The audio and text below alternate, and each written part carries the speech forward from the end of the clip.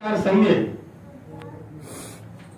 જે કાર્યવાહી કરી છે અત્યાર સુધીમાં સાહેબે કહ્યું કે હમણાંથી થોડુંક આપણને એમાં પરિવર્તન ને એવું આવી રહ્યું છે, પણ ગુજરાત પત્રકાર સંઘની જે ગળથૂથી છે સાહેબ, ગુજરાત પત્રકાર સંઘની રચના થઈ કે જે તત્કાલીન સંજોગોમાં ગુજરાતના અખબાર માલિકોની જે જોખમી હતી, પત્રકારોની હાલત ગુલામીની દશા જેવી હતી. પત્રકારો માટે નોકરીના કઈ કલાકો નિયમિત નહોતા. પત્રકાર ગમે ત્યારે આવે, 8 કલાક 12 કલાક 14 કલાક 16 કલાક નોકરી કરે, એ માલિકની મરજી મુજબ એને ચાલવું પડતું. એનો પગાર કાયમી નહીં, તે ઉધડિયા તરીકે જાણે ખેત મજૂર હોય એમ જ એને રજીસ્ટરમાં લેવામાં નહોતા આવતા. કોઈ કાયમી સરકારી કર્મચારીઓની જેમ કોઈ કાયમી લાભો કોઈ પત્રકારોને આપવામાં આવતા નહોતા. ત્યારે ગુજરાતની અંદર એક IFWG Indian federation of working journalist નામની સંસ્થા કામ કરતી હતી અને કે વિક્રમરાવ એના પ્રમુખ હતા. ત્યારે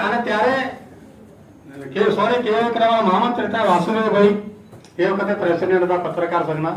એના પહેલા પણ આપણા ઘણા જે સિનિયર પત્રકાર સાથીઓ હતા તે ડેલીમાં કામ કરતા હતા, છતાં માલિકોની પરવા કર્યા સિવાય, માલિકોથી ગભરાયા સિવાય એ પત્રકાર સંઘના હોદ્દાઓ પર રહેતા અને પત્રકારોના હિત માટે એઓ લડતા હતા. ત્યાર પછી નિરંજન પરીખ નામના એક અખબારી મસીહાને જાણે કે ઉદય થયો અને એને પત્રકારો માટે એવી જેહાદ જગાડી કે પત્રકારોના દિલની અંદરથી માલિકોનો ખોફ કાઢી નાખ્યો, માલિકોનો ખોફ સદંતર નાબૂદ કર્યો અને પત્રકાર સંઘની સ્થાપના, પત્રકારોના હક્કો માટે રેલીઓ, ધરણા, જાહેર સભાઓ એવી ગજવી કે આપણને પત્રકારોને કાયદા મુજબના વેતનો આપવા પડે એવી પરિસ્થિતિ અમે સર્જી અને ત્યારથી પત્રકારોને એમને લડતના હિસાબે પત્રકારોના વેતનો મળવા માટે કાયદેસર એ શ્રી નિરંજન પરીખ સાહેબને, આપણા નેતા જીવાય પટેલ, ફતેહ બહાદુર, યશવંતભાઈ સાહેબ, એ બધા એ પહેલી આપણી આ ધરોહર સમાન આપણા જે નેતાઓ છે અને એમની ગળથૂથી આપણા મોઢામાં છે કે આપણે આપણા લોહીમાં એ વળાઈ ગયું છે કે આપણે પત્રકારો માટે લડવું જોઈએ. પણ પરિસ્થિતિ સાહેબ એવી બની, અખબારી ઇન્ડસ્ટ્રીની અંદર ઓટોમેશનનો એક યુગ આવ્યો, આધુનિક યંત્રો આવ્યા અને એના હિસાબે જે બધા પત્રકારોની જે જરૂર પડતી હતી, કોમ્પ્યુટર યુગ આવ્યો, એમાં એમની ચટણી થવા માંડી, પ્રેસ કામદારોને પણ ચટણી થવા માંડી. 300 માણસો દિલ્હીની અંદર હિન્દુસ્તાન ટાઈમ્સ જેવા ટોચના અખબારે એક જ ઝાટકે 300 માણસોને ઘેર બેસાડી દીધા, પત્રકારો બિન પત્રકારોને. એવું જ આપણે અહીંયા ગુજરાત સમાચાર સંદેશ એની અંદર થયું. એની સામે પત્રકારોએ ઘણી જેહાદ આદરી, લડત કરી. પણ જે દુઃખ સાથે કહેવું પડે છે કે આજના તબક્કે જે અખબારોની અંદર જે પોતે પત્રકારો કહેવાય છે, પ્રિન્ટ મીડિયાના ડેસ્ક ઉપર કામ કરનારા રિપોર્ટરો, કોલમ રાઇટરો પણ એ માલિકોની બીકના હિસાબે આપણા યુનિયનમાં જોડાતા નથી કે આપણી પત્રકારોના હક માટે કે કોઈ ચળવળ માટે કોઈ માંગણીને હડપ સુદ્ધા ઉચ્ચારતા નહીતર રાજકીય કોઈ પણ પક્ષ હોય, કોંગ્રેસ હોય કે ભાજપ હોય, પત્રકારોની ઉપેક્ષા સદંતર થતી આવી છે 70 વર્ષોથી. ત્યાર પછી જે અમુક રાજ્યોમાં અમુક રાજ્યોની સરકારોએ પત્રકારોના વેલફેરની અંદર ભંડોળમાં કરોડોની સહાય આપી છે.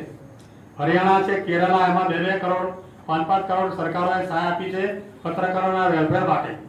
એમાં પત્રકાર એક્સપાયર થઈ જાય તો 5 લાખની સહાય મળે છે.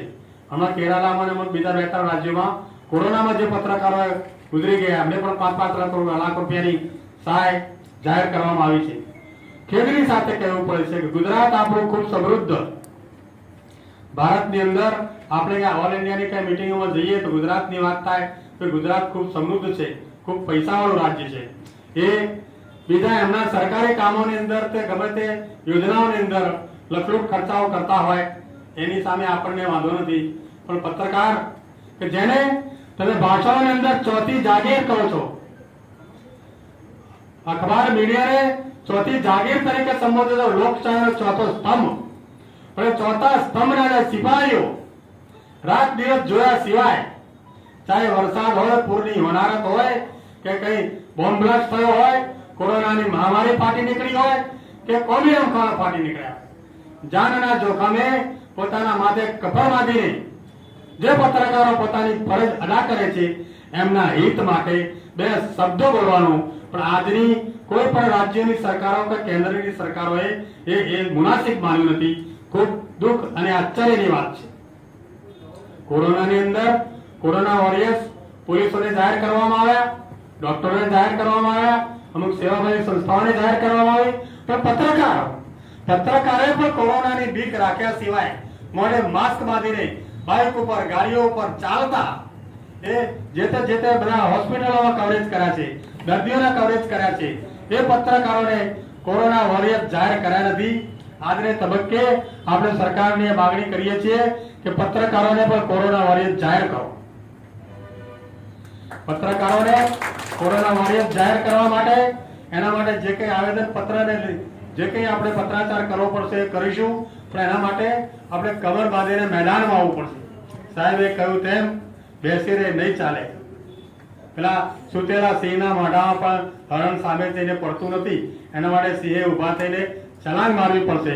તો પત્રકારો એક સિંહની જેમ પોતાની એક અસલ ઓળખની અંદર આવે અને ગર્જના કરીને આગળ વધે કે અમારા હક્કો અમે લઈને રહીશું. અને મારે દુઃખ સાથે કહેવું પડે છે કે જ્યારે સંગઠનોની અંદર રાજકીય લેવલથી માંડીને કેન્દ્રીય લેવલે જે આપણા રાષ્ટ્રીય મહાસંઘો છે અને સંગઠનોને પત્રકારોના હિત માટે જ્યારે અત્યારે એક ખૂબ જ તાતી જરૂરિયાત છે, ત્યારે દુઃખ સાથે કહેવું પડે છે કે એની અંદર ભાગલાઓ પડી રહ્યા છે. એ આઈએફડબલ્યુ હોય, એનયુજી હોય, આઈજેયુ હોય કે બીજું કોઈ પણ યુનિયન હોય, મહાસંઘો તૂટીને કેટલાક પોતાના હિત સાધુ તક સાધુ તત્વો પોતાની નેતાગીરી લેવાના હિસાબે એ યુનિયનો તોડીને અલગ અલગ ચોકાઓ બનાવી રહ્યા છે.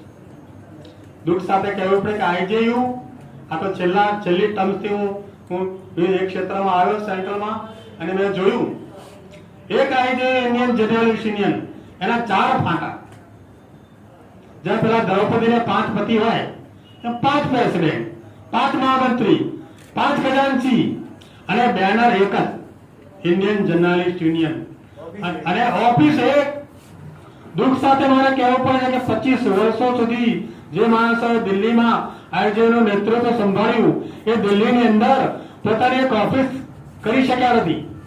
જે ઓફિસનો અત્યારે એડ્રેસ છે ત્યાં કોઈ તપાસ કરવામાં આવે શંકર માર્કેટ કોર્પોરેશનનું, તો ત્યાં કોઈ ઇન્ડિયન જર્નલિસ્ટ યુનિયનની કાર્યાલયનું કોઈ અસ્તિત્વ નથી. ખૂબ જ દુઃખ સાથે કહેવું પડે એ ડીયુજી દિલ્હી જર્નલિસ્ટ યુનિયનની ઓફિસ હતી, જેમ કે અત્યારે આપણે ગુજરાત પત્રકાર સંઘની ઓફિસ છે. અને પછી તો સાહેબ છાપાઓ પડી ભાગ્યા, યુનિયનો પડી ભાગ્યા, એટલે છાપાઓમાં માણસોએ રસ લેવાનું આપણા મેમ્બરોએ ઓછું કરી નાખ્યું અને એ યુનિયનો પડી ભાગ્યા. પણ એ ખાલી એનું એક દિલ્હી જર્નલિસ્ટ યુનિયનનું તે બેનર છે અને એ બેનરના નીચે આ આઈજીઓના બેનરથી 4 જણાઓ.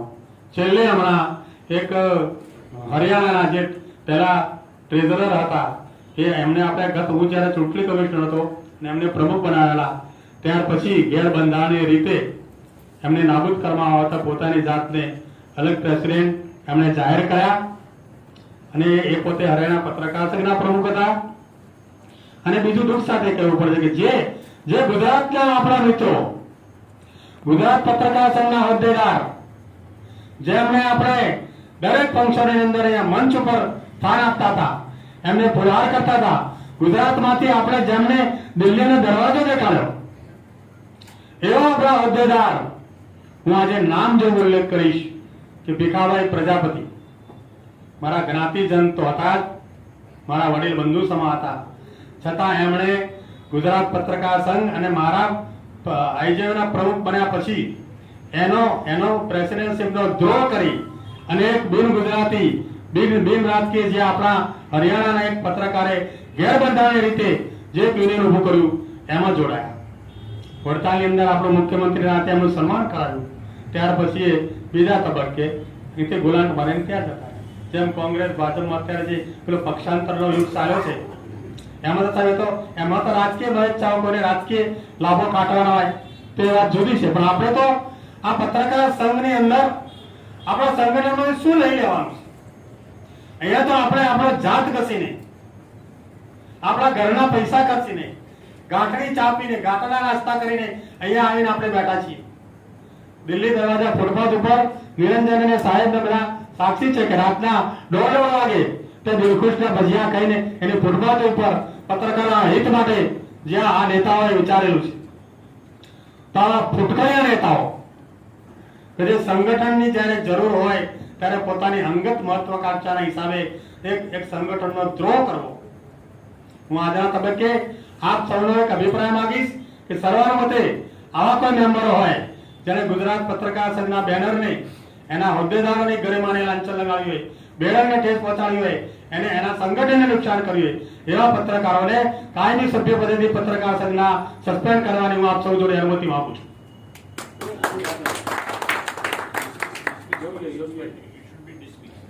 કારણ કે એનાથી એક દાખલો બેસે.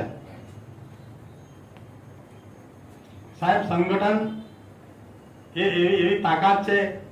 સાહેબને તો ખબર છે સંગઠન કલયુગમાં શક્તિ કેટલી મહાન છે, એનાથી શું થઈ શકે. આપણી સાહેબ આ માંગણી અહીં બેઠા બેઠા શા માટે મંજૂર ના થાય? પરમ દિવસે આપણે જે સીએમ ને અને ડેપ્યુટી સીએમ ને પત્ર લખ્યો તો અમે ધારણા કરવાના છીએ અને આ પ્રોગ્રામ છે આટલા ટાઈમથી અમારી ઓફિસ કપાસમાં જાય છે અમને મળતી હતી. તેમને તરત જ પત્ર પરમ દિવસે જ આવ્યો નીતિનભાઈનો. એમણે ત્યાંથી ગાંધીનગર 14મા બ્લોકમાં માર્ગ અને મકાનમાં એમણે ઓર્ડર કર્યો છે કે ભાઈ આ પત્રકારોની આ માંગણી નો તાત્કાલિક અમલ કરો. આવા 7 પત્રકારો એમની ઓફિસમાંથી નીતિનભાઈની ઓફિસમાંથી ગયા છે. તો પછી આપણે શું સમજવું? નીતિનભાઈનો ઓર્ડર હોય તો પછી હા છે હા તો પછી એમને કોને મંજૂરી લેવાની? નાયબ મુખ્યમંત્રીએ આદેશ કર્યો અને એમાં ચોખ્ખું લખ્યું આજ્ઞા અનુસાર ડેપ્યુટી સીએમ ની આજ્ઞા અનુસાર પત્રકાર સંઘનો આ પ્રશ્નનો તાત્કાલિક નિર્ણય લાવો. તો અફસરશાહી સરકારની અંદર જે બેઠેલી છે, બાંધકામ ખાતું હોય કે ગમે તે જમીન મહેસૂલ હોય કે ભાઈ નાણાં ખાતું હોય કે કોઈ પણ ખાતા હોય સરકારના, એમાં સાહેબ તો આરટીઆઈમાં એમણે ખૂબ જેહાદ આવેલા ભ્રષ્ટાચાર સામે જે કરોડોનો ભ્રષ્ટાચાર છે એમને ખૂબ મોટી જેહાદ ઉપાડી છે. એમના સામે એમને પણ ખૂબ ભોગવવાનું આવ્યું છે, ઘણા કેસો થયા છે, ઘણી તકલીફો પડી છે. પણ આ ઉંમરે પણ અડીખમ રહીને ભ્રષ્ટાચાર સામે અવાજ ઉઠાવી રહ્યા છે.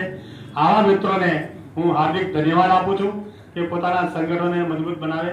ગુજરાત પત્રકાર સંઘની અંદર પણ આપણે સભ્ય સંખ્યા મેં પહેલાથી કહ્યું હતું કે 1000ની થાય, પણ આપણે એવા ખોટા મેમ્બરો લેવા નથી. 1000 ખોટા લઈએ તો 5000 થઈ જાય. તો આપણે ટકોરા મારીને જે પત્રકાર જગતની અંદર સાચા પત્રકારો હોય એવા મેમ્બરોને વધારવાની કોશિશ કરીએ.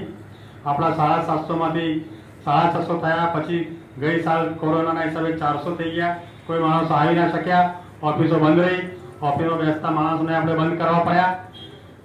પગારદાર માણસો હતા એમને, એમાંથી પણ ઘણી બધી ગેરસમજો થઈ. પત્રકાર સભ્યોને ફોનો કરીને ખોટા ગેરમાર્ગે દોરવામાં આવ્યા. પણ જે પત્રકારોએ મને ફોન ઉપર કહ્યું, મેં કીધું કશો વાંધો નહીં, તમે સામાન્ય બુદ્ધિથી વિચારજો, તમને જે સાચું લાગે એ પ્રમાણે અનુસરજો. કોઈ પત્રકાર આપણો મિત્ર જ છે, કોઈ આપણો દુશ્મન નથી. આપણે કોઈની વિશે કંઈ ખોટું આપણે બે વાતો કરવી નથી. ભગવાન સૌને સદબુદ્ધિ આપે. સંગઠન મહાન છે, સંગઠનને આપણે છે એનાથી વધુ મજબૂત કરવું પડશે અને સંગઠનને ટકાવી રાખવું પડશે.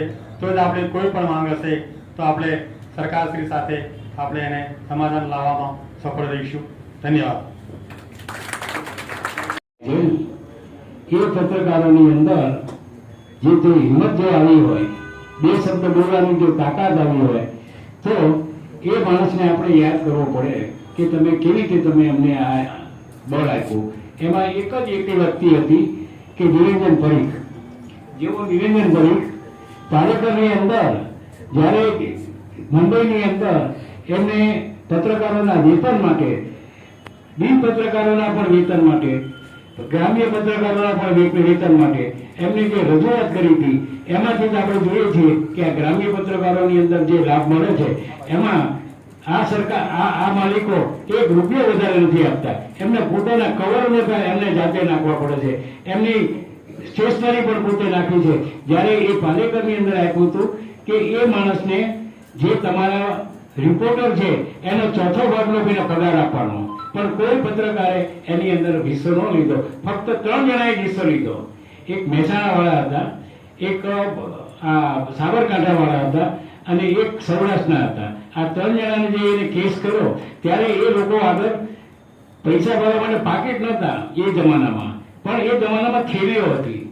અને જ્યારે એ લોકોને જ્યારે હિંમતથી જ્યારે પૈસા મળવા આવ્યા, ગુજરાત સમાચાર હોય, સંદેશ હોય કે જનસત્તા હોય, એ લોકોએ કીધું તમે આ નિરંજનનગર ક્યાં જાઓ છો કે ના અમે તો એના આગળ જ જશું કે. એટલે પૈયે એને આપી અને પાકીટ નહોતા તે થેલીની અંદર પૈસા લઈને ઘેર ગયા. અને એ લોકોએ અમને કહ્યું હતું કે અમે તમને પૈસા આપશો. આપણે નથી મળ્યા, આપણે જરૂરી નહોતી એ વખતે. એ વખતે અત્યારે જે આપણે આ 200 રૂપિયા 300 રૂપિયા જે આપણે ચાર્જ કરી હતી એ વખતે ફક્ત 10 જ રૂપિયા હતા. એ 10 રૂપિયા ના કરે પત્રકારો વગર નહોતા. બોલો, એ પણ અમારા જેવા કે હું બાબુ જેવો હોય પગાર લીધો હોય ત્યારે એમાંથી પત્રકારોના 45 માણસો અમારો સંદેશ ના હોય એ ક્યારે અમે 2 જણા ભરી અને આપી દેતા હતા. એ પ્રમાણે ગુજરાત સમાચાર, એ પ્રમાણે જનસત્તા, આ પરિસ્થિતિ હતી. પણ પાલેકરની અંદર જે એવોર્ડ આવ્યો અને એ એવોર્ડની અંદર પાલેકર સાહેબે રીતસર એને કહ્યું કે અત્યાર સુધીમાં માલિકોની જે રજૂઆત છે એ બિનકાયદેસરની રજૂઆત છે. આ એક જ માણસની સાચી રજૂઆત છે કે જેને આ પ્રમાણે મળવું જોઈએ. અને પાલેકર સાહેબે એ વખતે એમને એવોર્ડ આપી અને આપણા પત્રકારોને પગભર થયા. ત્યાં સુધી કોઈ પત્રકાર પગભર નહોતો, પણ પાલેકર પછી બધા માણસો પગભર થયા એ નિરંજનભાઈના પ્રતાપથી. અને આપણે એમને અત્યારે શ્રદ્ધાંજલિ તો નહીં આપી, તો ક્યારના બચારા ગુજરી ગયા છે, પણ એ ગુજરી ગયા એ આ કામમાં ગુજરી ગયા છે. એ કોઈ પત્રક એમના ઘરની કોઈ એવું હતું નહીં, પણ એ આખો દિવસ ઇન્ડિયનની અંદર બેસી રહે અને કામ કરે. એમાં હાર્ટ એટેક આવ્યો અને ભગવાનને ઘેર જતા રહ્યા. આ સિવાય મારે કંઈક વધારે કહેવું નહોતું. વાત નીકળી છે ત્યારે 2 મુદ્દા ઉભી રહ્યું, નાનકડી વાતો, બહુ સમય નહીં ગયું. પાલેકર એવોર્ડની વાત થઈ. એ એવોર્ડને માટે એનો કલીગ હતો, સાક્ષી હતો. રાતના દોઢને 2 વાગ્યા સુધી 5 7 વાર ચા પી અને એને માટે તૈયારીઓ કરેલી છે, અભ્યાસ કરેલા છે. કેન્દ્ર સરકારની પાસે કે કેન્દ્ર સરકારના કોઈ પણ પંચ પાસે રજૂઆતો કરવી એ કેટલી મોટા ગજાની વાત છે. આપ જોતા હશો કે કેટલાક આવી રજૂઆતોના અહેવાલ વાંચીએ કે 300 પાના, 500 પાના, 700 પાના. આટલા મોટા એને અભ્યાસ કર્યા, તૈયારીઓ કરી. એ પછી મજાની વાત એ બની કે દુઃખની વાત એ બની કે એનું બહુ નાની ઉંમરે, માત્ર 42ની ઉંમરે અવસાન થયું. એ વખતે અમે સૌએ કહ્યું કે ભાઈ એ આપણે માટે શહીદ થયો છે, પત્રકારોને માટે શહીદ થયો છે, એટલે આપણે એની શહીદીના માનમાં અખબારો બંધ રાખવા જોઈએ. ત્યારે બધા જ અખબારો એક સિવાયના તરત એની મેનેજમેન્ટો પણ તૈયાર થઈ ગઈ. એક મેનેજમેન્ટ તૈયાર નહોતી થઈ ત્યારે મારે રીસર એ વખતે સારું હતું કે કામદાર મિત્રોની બહુમતી હતી. કમોસ ખાતાના, પ્રિન્ટિંગ ખાતાના, મશીન ખાતાના એ બધા કામદારોની બહુમતી હતી. પત્રકારો વ્હાઇટ કોલર, મધ્યમવર્ગીય ઓછા હતા. પરિણામે હું કન્વિન્સ કરી શક્યો કે આપણે હત્તા પાડીશું, મેનેજમેન્ટ કરે એને માટે સંમત ન થાય. એવો નિરંજન એને વારંવાર આપણે યાદ કરીએ અને એ જે સ્પીડથી, જે ધગશથી કામ કર્યું એ ધગશનો થોડોક જ અંશ આપણા અવતરે એ આશા રાખીએ. અને બીજી નાનકડી વાત કહી દઉં કે 15 દિવસ પહેલા તે નિરંજનના પરીખ કાશ્મીર દર્શના એના વાઈફ 15 દિવસ પહેલા તે અવસાન પામ્યા. એનો દીકરો ભાર્ગવ એ પણ આપણી સાથે જ છે. અલબત્ત કે બાપની જે ક્ષમતા હતી બધા દીકરાઓ ન હોય, પણ છતાંય તે ભાર્ગવ એની જેટલી ક્ષમતા છે એ ક્ષમતાની સાથે આપણી સાથે જ છે. આપણે આપણા જે સ્વજનોના નિધનને માટે શોક વ્યક્ત કર્યો. એમ આપ સૌની વતી હું દર્શનાના જે આપણા ફરી હતો કે આપણે માટે શહીદ થયેલો નિરંજનના વાઈફ એના અવસાને અંગે પણ શોક વ્યક્ત કર્યો છે. એ મિનિટ ઉભા થઈ જાય.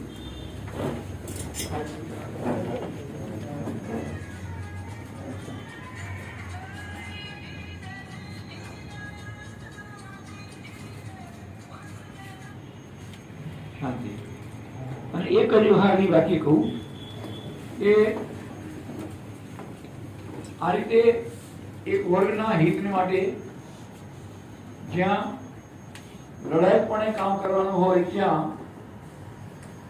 વ્યક્તિગત સૈદ્ધાંતિક ઇવન કોમગત હું તો કહીશ જે કંઈ વિરોધ મતભેદો હોય એને એક બાજુ રાખી અને સૌ આ વર્ગના હિતની વાતમાં સાથે રહેવું જોઈએ. એમાં ક્યાંક મતભેદો હોય છતાંય તે મતભેદોને એક બાજુ રાખી અને સાથે રહેવું જોઈએ. જે મિત્રો જુદા થયા એને માટે મારા તરફથી વ્યક્તિગત દુઃખ વ્યક્ત કરું છું. બહુ અને આપણે દોડવાનું છે, આપણું સંગઠન મજબૂત બનાવવાનું છે, મોટું બનાવવાનું છે અને આપણા ઓફિસ જેવા ઘણા બધા એવા પ્રશ્નો છે જે આપણે વ્યક્તિગત પર્સનલી આવી અને આપણાથી જેટલી મદદ થતી હોય દરેક રીતે પૈસા ટકે કે ગમે તે એ આપણે કરવાની છે. બસ આટલું જ મારી વિનંતી છે. Thank you. બહુ સરસ. બાહુભાઈ પ્રજાપતિ સાહેબ, વેલફેર ટ્રસ્ટના શ્રી યશવંત દાદા, મંચસ્થ મહાનુભાવો અને ઉપસ્થિત પત્રકાર મિત્રો, બે ત્રણ ચર્ચાઓ થઈ કે બીજા સ્ટેટોની અંદર માન લો કેરલા કે આંધ્ર કે મહારાષ્ટ્ર, ત્યાં પત્રકારોને એમના હક મળે છે અને એમના હક એમને ન્યાયાલય એટલે હાઈકોર્ટ અથવા તો ત્યાંની જે કે લોકલ કોર્ટો કહેવાતી છે એના થ્રુ એમને મેળવેલા છે. ઇન્ડિયન જર્નાલિસ્ટ યુનિયનના ટ્રેઝરર તરીકે મારી પાસે જે માહિતી આવે છે એમાં હમણાં છેલ્લા કેરાલાની અંદર પત્રકારોને કોરોનાને કારણે કે મૃત્યુને કારણે એમને જે કંઈ બી રિમ્બર્સમેન્ટ મળે છે 5 લાખ રૂપિયા જેવું, એ હાઈકોર્ટે હુકમ કર્યો એટલે એમને મળ્યું. અથવા એમને ઘરના લાભો મકાન આપવામાં આવે છે એ હાઈકોર્ટના હુકમથી આપવામાં આવે છે. મારી ગુજરાત પત્રકાર સંઘના તમામ સભ્યોને વિનંતી છે, જો આપ સંમતિ આપતા હો તો ગુજરાત પત્રકાર સંઘ ગુજરાતની ઉચ્ચ ન્યાયાલયમાં જાય. સરકાર પાસે વિનંતીઓ આટલી વાર કરી છે પણ હજુ મળતું નથી.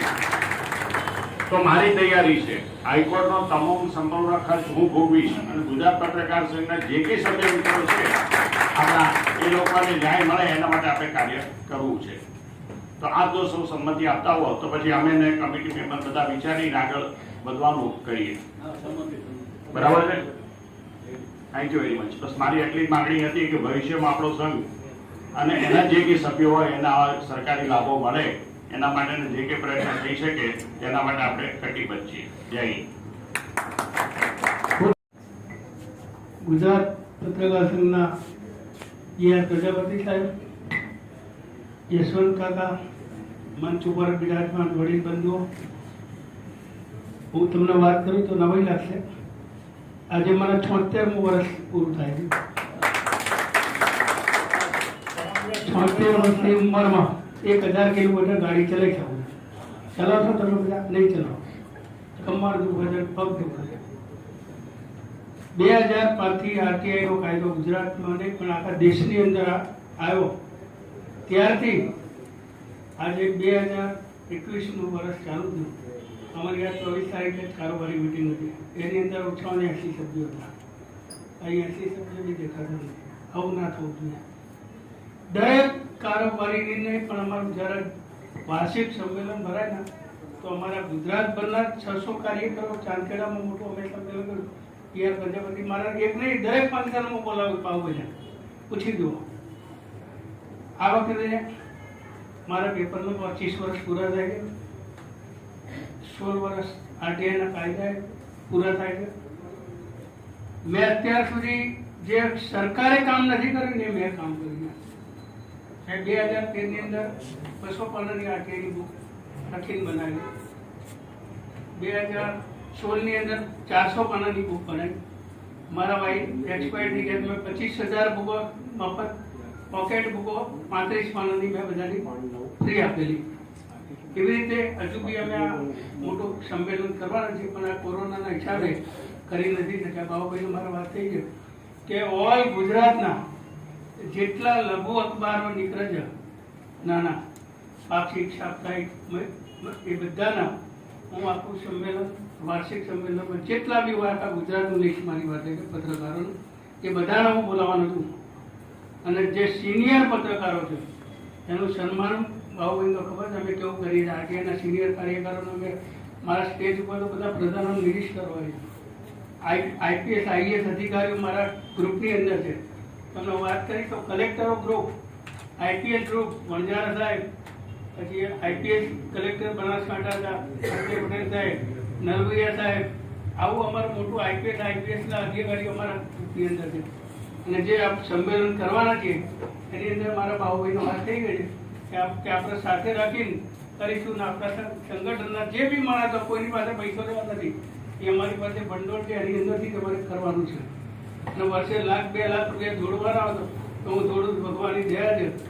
મારું ટોટલી ફેમિલી વિદેશમાં છે, મારા સિવાય મારું ટોટલી ફેમિલી વિદેશમાં છે. ભગવાનની ખૂબ દયા છે, મા જગદંબાની કૃપા છે, આ બાજુ મારા હનુમાનજીની મોટી કૃપા છે.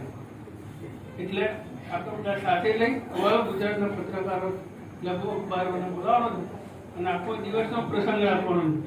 યશવંત કાકાને પણ બોલાવીશું. બસ આટલું કઈ ખૂબ સરસ. એ થોડુંક મોંઘું છે, છાપો છો તમે.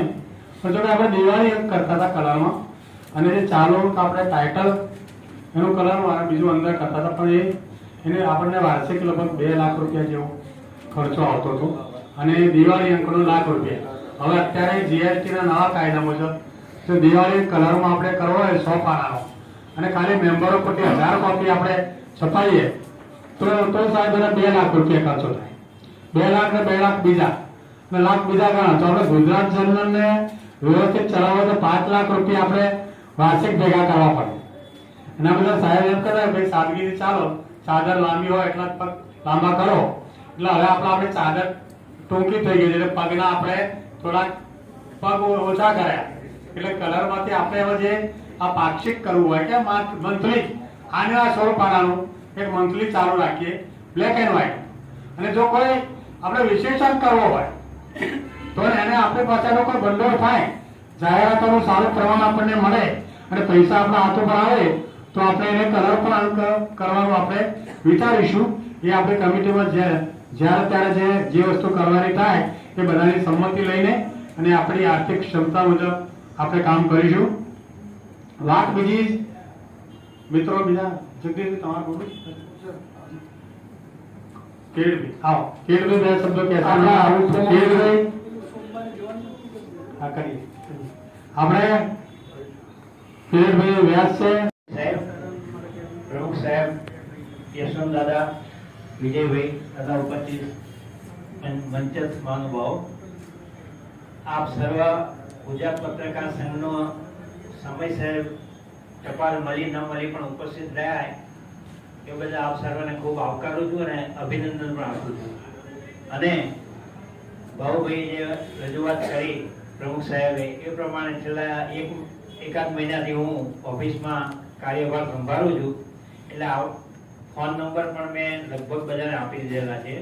એટલે આપને ખાસ વિનંતી કે આપણે જ્યારે પણ અમદાવાદમાં આવો કે કામસર આવતા હોય કે અમદાવાદ ના હોય તો બપોરે કે કોઈ પણ ટાઈમે જો ઓફિસમાં આવતા રહેશો તો પત્રકાર સંઘ સાથે જીવંત આપનો સંપર્ક રહેશે.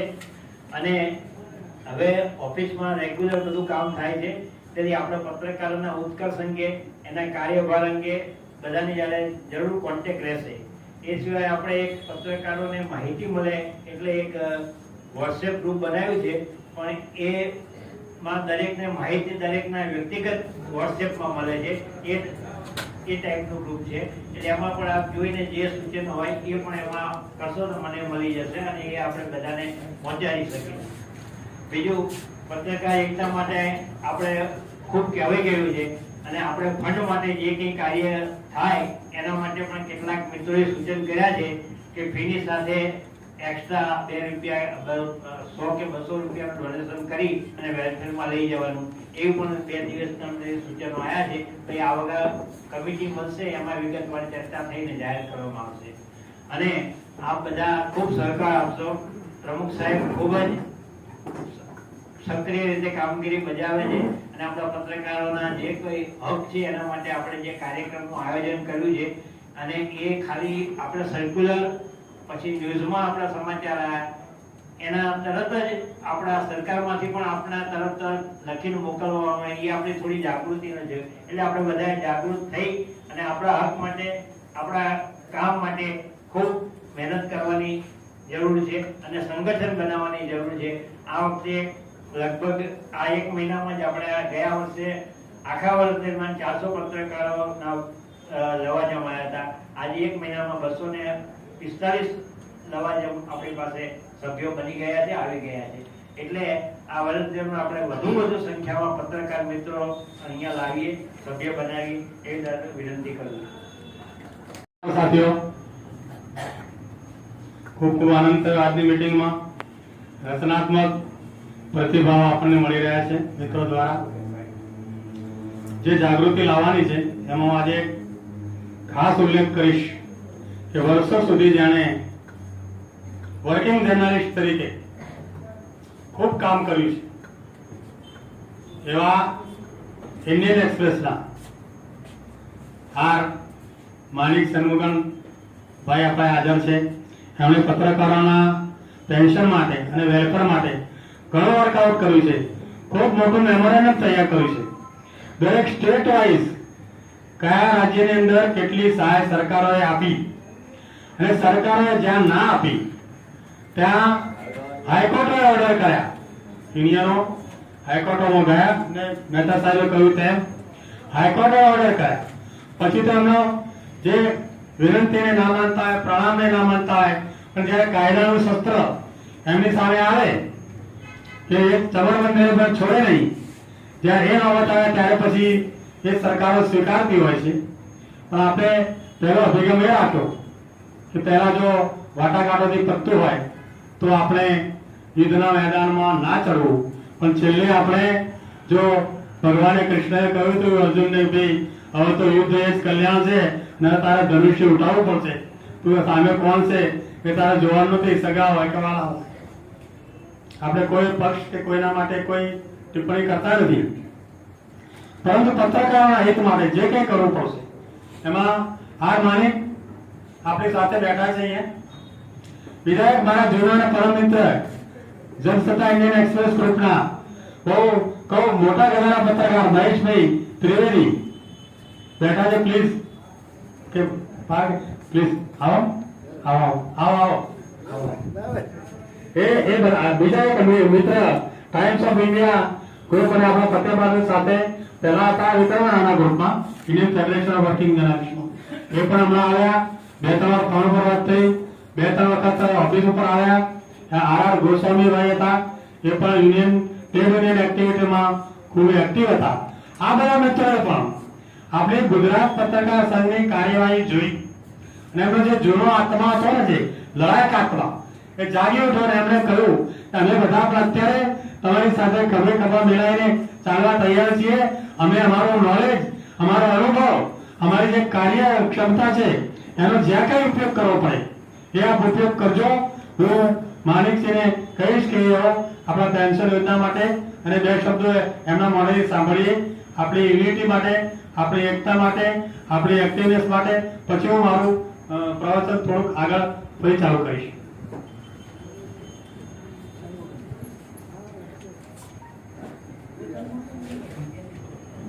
नमस्कार।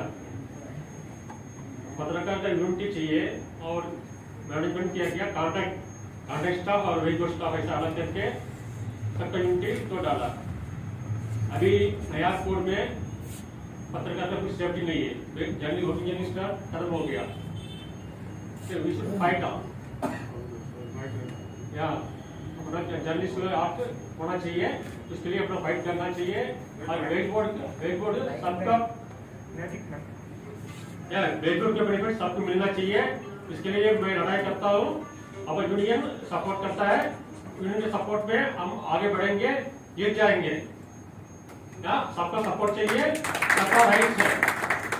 ये क्या बेजोड़ हो गए तो आपको क्या फीस में बेनिफिट मिलेगा, ग्रेजुएट में बेनिफिट मिलेगा, पेंशन में बेनिफिट मिलेगा, सब मिलेगा। अपना यूनिटी नहीं तो कुछ नहीं मिलेगा, अपना फाइट करना पड़ता है। इसलिए सबका यूनिटी होना चाहिए। जीजेयू सबके लिए फाइट करता है, उसका सपोर्ट कर दो, बस मेरा विनती वही है। Thank you. ખૂબ ખૂબ ધન્યવાદ આઈડિયા માટે આપને વાત કરી। હવે આપણા સાહેબ આપણને સંબોધન કરશે। બીજા મિત્ર મહેશભાઈ છે પણ એમ કહે છે કે હું કામમાં તમે જે ગાતા તૈયાર થઈ કે ભાષણ નથી કરવું પણ ખૂબ કલમ પણ અનુભવી છે। આવો આવો બે શબ્દો પડે। માસ્કનો ફાયદો છે, માસ્ક પહેરવાનો એક ફાયદો છે કે દાંત ઓછા હોય તો દેખાય નહીં। સમજાય? મારા વાઈફે કહ્યું કે તમને બોલતા નથી, ખાલી લખતા જ આવડે છે। એ વાત સાચી હવે લાગી મને। એટલે મારે ખાલી એટલું કહે કે હું છેલ્લા 48 વર્ષથી અંગ્રેજી પત્રકારમાં છું। એટલે તમારામાંથી કોઈને અહીંયા ગુજરાતમાં એક તકલીફ છે કે એટલા બધા મેગેઝિનોને આંતરરાષ્ટ્રીય પબ્લિકેશનમાં લખવાની જરૂર છે પણ કોઈ લખતું નથી, મારી ના પાડી દેવી પડે। એટલે તમારા કોઈ પણ મિત્ર કે દીકરા દીકરીઓને બી આમાં અંગ્રેજી પત્રકારમાં આગળ વધવું હોય તો મારી મફત સલાહ માટે ગમે ત્યારે મને કોન્ટેક્ટ કરી શકે। ચાલો, થેન્ક યુ। મહેશભાઈ, સરસ મહેશભાઈ, આપને પણ થોડી માહિતી આપી। હવે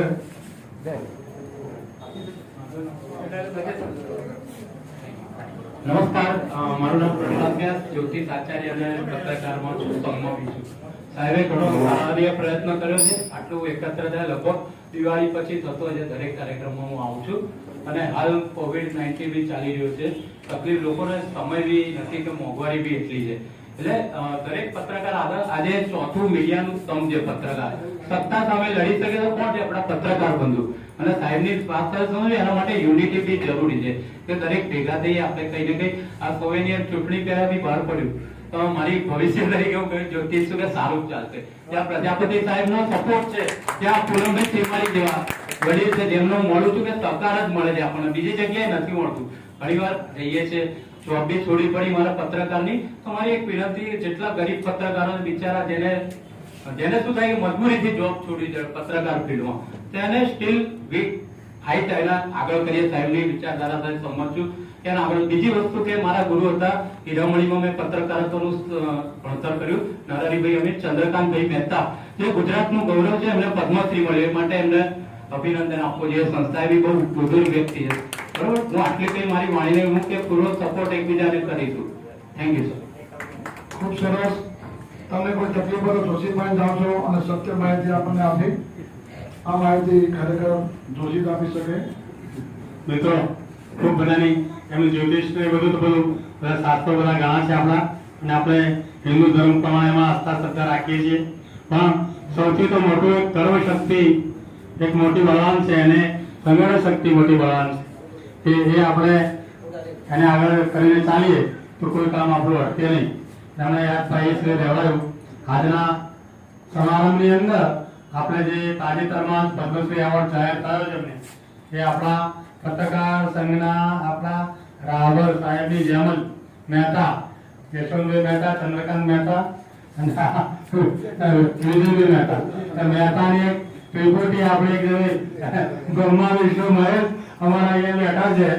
અને આપણે એમને એમનું સન્માન આજે આપણે કરવાનું હતું સારો ઢાળીને। આજને આ સમારંભની અંદર એમની લેખિત સંમતિ આવી કે હા હું મને આનંદ આવીશ, પણ 3 દિવસ પહેલા અમને પાછી ફોન આવ્યો એમના ધર્મપત્નીનો, અને પછી સાહેબ સાથે પણ વાત થઈ કે હમણાં થોડીક તબિયત એમની થોડીક સાનુકૂળ નથી, કમરની અને કાનની થોડીક તકલીફ દુખાવાની થઈ છે, એટલે બેસી શકે એવું નથી હમણાં, અને ડૉક્ટરે બેડ રેસ્ટની એમને સલાહ આપી છે। એટલે આજના તબક્કે આપણી સભાની અંદર ઉપસ્થિત નથી રહ્યા, પણ આપણે ફરીવાર એમની કાર્યદક્ષતા અને એમને જે ગુજરાત સરકારે એમની સાહિત્ય અને શિક્ષણ એમની કલમને બેદાણીને જે પદ્મશ્રીને એવોર્ડ આપ્યો છે એ બદલ ગુજરાત પત્રકાર સંઘ વતી, ગુજરાત જર્નાલિસ્ટ વેલફેર ટ્રસ્ટ વતી, ઇન્ડિયન જર્નાલિસ્ટ યુનિયન વતી અને આપણા ગુજરાત ચેનલના મેગેઝિનના પરિવાર વતી હું ખૂબ ખૂબ શુભેચ્છાઓ આપું છું, એમને ધન્યવાદ આપું છું કે એઓ ખૂબ સારી પ્રગતિ કરતા રહે. વાત હવે આવશે કે બીજું આપણે જે ષષ્ઠીપતિ સમારોહ આપણે ગુજરાત પત્રકાર સંઘને 60 વર્ષ પૂરા થઈને આપણે 62-63માં વર્ષે લગભગ આમ તો લગભગ 65 વર્ષ જેવા થઈ ગયા હશે એની ગણતરી પ્રમાણે તો વધારે 49માં શરૂઆત કરી. હા 49માં શરૂઆત કરી. એનું જે આપણે આઝાદીના સંગ્રામની જેમ પેલો 1857માં જેને બળવો કહેવામાં આવે છે ત્યાર પહેલાની જે આ બધા ભૂગર્ભમાં એ પ્રવૃત્તિઓ કરતા હતા 1857ના બળવાની જેમ પત્રકાર હિત માટે, કારણ કે દિલમાં આગ હતી, વ્યક્ત થતી નહોતી. પણ પછી જેમ આઝાદી જંગમાં બધું બહાર આવ્યું 1857નો બળવો સંગઠનના થોડાક અભાવની હિસાબે થોડોક ફેર ગયો. પણ ત્યાર પછી જાગૃતિ આવવાની શરૂઆત થઈ. લોકોના દિલની અંદર જે આઝાદીની આગ લાગી, આઝાદી મેળવવાની એક એવી ભાવના પ્રબળ થઈ. એના પછી આપણે જે 1947માં આઝાદી મેળવી અને 1950 ની અંદર પ્રજાસત્તાક રાજ્ય આપણે મેળવ્યું. સાથીઓ, એ 60 વર્ષના આપણી કારકિર્દીને લઈને એક ષષ્ઠીપતિ સમારોહનું આયોજન કરવાનું મેં વિચાર્યું છે. સાહેબ, તકલીફ તો ઘણી છે, પણ તકલીફને જો માથા ઉપર લઈને બેસી રહીશું તો કે કામ જ નહીં કરી શકીએ. એક ખાડો પડ્યો છે, પુરાયો નથી, ફરી પાછો ખર્ચનો બીજો ખાડો આપણે સમારંભ કરીએ. જે વકીલોનો ફાળો, જે કાયદાના તજજ્ઞો છે, જે ધારાશાસ્ત્રીઓ છે, એમની શક્તિ, કાયદાની શક્તિ સાહેબ કલયુગમાં ખૂબ મહાન છે. એટલે આ ત્રણ ત્રિપુટીને ત્રિશુળ બનાવી આરટીઆઈ, વકીલો અને પત્રકારો ત્રણને એક ત્રિશુળનો મહાશક્તિ આપણે બનાવીએ અને એ ત્રિશુળનું એક ચિહ્ન લઈને આપણે મેદાનમાં ઉતરીએ અને આપણા હક્કો માટે પ્રજાના, આપણા પત્રકારોના પણ નહીં, આપણા પ્રજાના પણ, પ્રજા પણ ઘોર યાત્રાની અંદર જીવી રહી છે. પ્રજાના પ્રશ્નો, ગરીબી, બેકારી, મોંઘવારી, ભ્રષ્ટાચાર, જે ભ્રષ્ટાચાર હટાવવાના નારા ઉપર આપણે આખી સરકાર બદલાઈ ગઈ છે, પણ ભ્રષ્ટાચાર હટ્યો નથી. સરકારો બદલાઈ છે, ભ્રષ્ટાચાર હતો એના કરતા વધ્યો છે. તો આપણે એના સામે કોણ લડશે? સામાન્ય પ્રજા, જનજીવન એ તો પોતાના જીવનની જફામાંથી જ ઊંચા નથી આવતા. પ્રજાજનો હોય પોતાનું કુટુંબનો નિર્વાહ કરવા માટે, પોતાની એના માટે અવાજ ઉઠાવવા માટે આપણે પત્રકારો એના સંસ્કૃતિ છીએ, ચોથા પ્રહરી છીએ લોકસભાના, આરટીઆઈ, એક્ટિવિસ્ટો, ધારાશાસ્ત્રીઓ, પત્રકારો સૌ ભેગા થઈને એક ખૂબ મોટું જન આંદોલન કરીએ. ભૂપેન્દ્રભાઈએ કહ્યું તેમ આપણે ગમે ત્યાં કોઈ એવી મહાસભાનું આયોજન કરીએ અને આપણી વાત સમગ્ર દેશ, રાજ્ય સુધી, વિશ્વ સુધી પહોંચે, એની નોંધ લેવાય, એ આપણી શક્તિનો એક પરચો બતાવીએ. એટલે એ જે આપણે ષષ્ઠીપતિનું ફંક્શન કરવાનું છે, ભૂપેન્દ્રભાઈ કહેશે, મહેતા સાહેબ આપણે બધા મળીને એક અમે મીટિંગ કરશું. એમાં કઈ રીતનું આયોજન કરવું છે, ક્યાં કરવું છે, કઈ રીતે કરવું છે, આપણે એનો એક કમિટી બનાવીશું કે જેમાં જેને સન્માનિત કરવા છે એમને કમિટીમાં એક લિસ્ટ બનાવીશું અને 60 વ્યક્તિઓ, અને આપણે આપણા હાલના ગવર્નર છે દેવવ્રત આચાર્ય સાહેબ બહુ કોઓપરેટિવ છે પત્રકારો માટે અને ખૂબ પોઝિટિવ છે. આપણે એમના અધ્યક્ષ પદે એક મહાન ફંક્શનનું આયોજન કરીએ એ મારી ભાવના છે. અને ષષ્ઠીપતિ સમારોહ સાહેબનો એ સુવર્ણ જયંતિ અને રજત જયંતિ સમારોહ એનો એક સમન્વય કરીને કરવું હોય તો પણ મને વાંધો નથી. આપણે એ દિશામાં વિચારીશું અને જે કંઈ એમાં આર્થિક સગવડ ઊભી કરવાની થાય એના માટે સૌનો તન ધનથી સાથ મળે એવું હું આપ સૌને વિનંતી કરું છું અને આપ સૌની એ પાસેથી એવી અપેક્ષા રાખું છું. પત્રકારો નવા પણ જોડાય. જે કે પત્રકારો છે એ પોતાના આજુબાજુના પત્રકાર મિત્રોને તૈયાર કરે, જે સુસુપ્ત થઈ ગયા, અલિપ્ત થઈ ગયા, એમને જગાડીને ફરી પાછા સંગઠનમાં જોડે. પોતાના જિલ્લાના, મેં તો ગુજરાત જનરલ મેગેઝિનમાં હું કાયમ દરેક વખત કહું છું, પોતાના જિલ્લાના પ્રશ્નો પત્રકારોના હોય, પ્રજાના હોય, પોતાના વિસ્તારના હોય, એ પણ પોતે લખીને મોકલી આપે. ખાલી ધાર્મિક સમાચારો કે મંદિરના કે એવા લેખો નહીં, પણ આપણે પત્રકાર જગતના, અખબારી હિત માટેના, લોક જાગૃતિના આપણે પ્રહરી છીએ. તો આપણી કલમ કે જેની શક્તિ તલવાર કરતા મહાન છે, તો એ આપણે એવા સંગઠન માટે વાપરીએ, આપણા હક્કો માટે વાપરીએ, એ આપ સૌને મારી વિનંતી સાથે હું વિરમું છું. જે કોઈ અન્ય મિત્રોને હાજી ભૂપેન્દ્ર